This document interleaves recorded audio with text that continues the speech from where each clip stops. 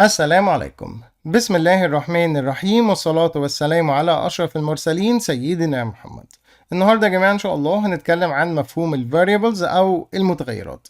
مفهوم المتغيرات من أهم المفاهيم اللي هتتعامل معاها في عالم البرمجة وهتشتغل بيها كتير جدا. المتغير عبارة عن data container، حاوية للبيانات بنخزنها في الكمبيوتر ميموري أو في ذاكرة الكمبيوتر.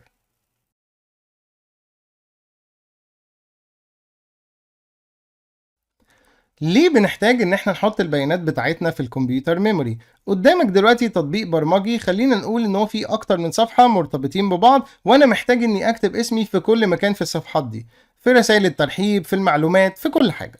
لو انت ما بتستخدمش المتغيرات فانت هتخسر كتير. هتخسر انه وارد في صفحة من الصفحات دي تكتب الاسم غلط، يعني تكتبه في كل الصفحات صح وتيجي في صفحة تنسى حرف مثلا. هتخسر انك لما تحتاج تعدل جميع الاسماء دي هتضطر تمشي على الصفحات كلها وتعدل الاسم. طبعا بغض النظر عن ان في ميزه اسمها find in files في الاديتور بتاعك، ممكن تعدل القيمه القديمه للجديده في جميع ملفات المشروع. هتخسر الاداء البرفورمانس، ودي حاجه من الحاجات اللي هتتعلمها ان شاء الله في المستقبل. لحد دلوقتي احنا ما استخدمناش المتغيرات وبنكتب الاسم بايدينا زي ما انتم شايفين. خليني اديك مثال من الحياة عن انشاء المتغير والفكرة بتاعته ونطبق الكلام ده على الملف اللي قدامنا.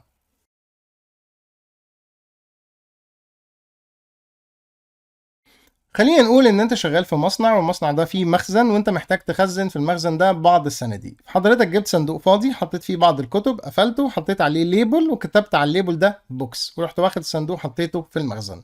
العملية اللي انت عملتها دي هي عملية انشاء متغير جديد في عالم البرمجة. تعالوا نطبق نفس القصة دي على البرمجة ونشوف الكلام ده في الكود اللي احنا شفناه من شوية. عايز دلوقتي انشئ متغير جديد، هكتب اسم المتغير name بيساوي أسامة، اللي هو القيمة بتاعته. في بعض اللغات زي سي بلس بلس اللي احنا بنشرحها حاليا بتحتاج ان انت تحدد نوع البيانات، بس انا ما حبيتش اجيب لك ده عشان اخليك تركز على مفهوم المتغيرات وتخلي نوع البيانات دي حاجة تانية خالص لوحدها نتكلم عنها بالتفصيل.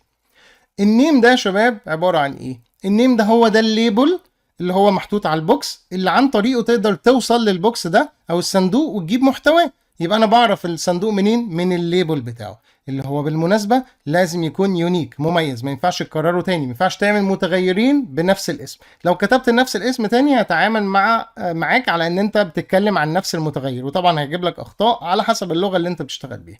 طب أسامة ده عبارة عن ايه؟ دي الداتا اللي جوه المتغير. مش احنا قلنا ان هو عبارة عن داتا كونتينر، حاوية فيها بيانات؟ جميل. دلوقتي انا انشأت متغير جديد اسمه نيم اللي هو الليبل وقيمته أسامة. عايز ابدأ استخدمه، اعمل ايه؟ اي مكان كنت بتكتب فيه أسامة حط مكانه اسم الليبل. فدلوقتي لما انا احب اجيب اسم أسامة ده تاني او احب اكتبه، بروح اعتمد على الكمبيوتر ميموري بان انا اقول له خد يا باشا الليبل ده، هات لي المحتوى بتاع البوكس اللي عليه الليبل ده. تعالوا بقى نشوف المشاكل اللي اتكلمنا عليها من شويه. قلت لك الحاجات اللي انت هتخسرها لو ما بتستخدمش المتغيرات. هل اقدر اني اغلط في واحد من الاسماء في صفحه من الصفحات؟ طبعا لا، لان جميع الصفحات بتعتمد على اسم الليبل ده اللي هو بيجيب البيانات من كمبيوتر ميموري، فانت ما ينفعش تغلط في صفحه وصفحه لا. طيب ده يودينا للمشكله اللي بعدها. هل اقدر اغير جميع الاسماء دي من مكان واحد؟ اسامه ده لو خليته L0 كل الاماكن اللي محطوط فيها الليبل اللي اسمه نيم هتتغير من اسامه للزيرو والموضوع خلص والحمد لله. مشكله بقى الاداء والكلام ده لازم تتقال في وقتها وتطبيق عملي عشان تشوف الفرق في الاداء بنفسك، لكن انا قلتها لك عشان بس تبقى ملم بيها. في كتير امثله تفهمك قصه المتغيرات. الموضوع مش مجرد بس انه تغيير الاسماء كلها من مكان واحد والكلام ده. خلينا اديلك مثال تاني.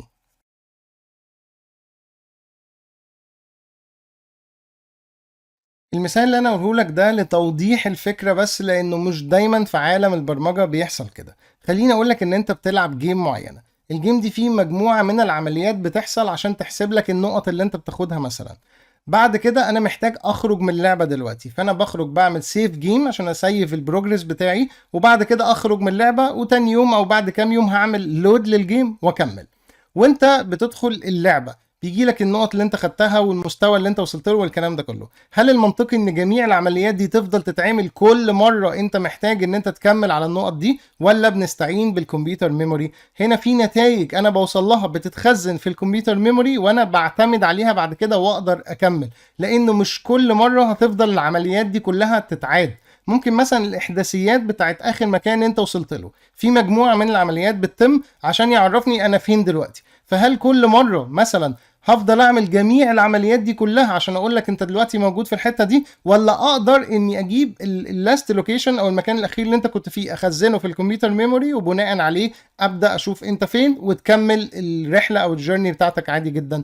هنا استخدامات المتغيرات كتير جدا، استخدامات الكمبيوتر ميموري كتيرة جدا. الموضوع مش بس انا بستخدم متغير عشان خاطر اغير الاسماء والحاجات اللي فيه والكلام ده.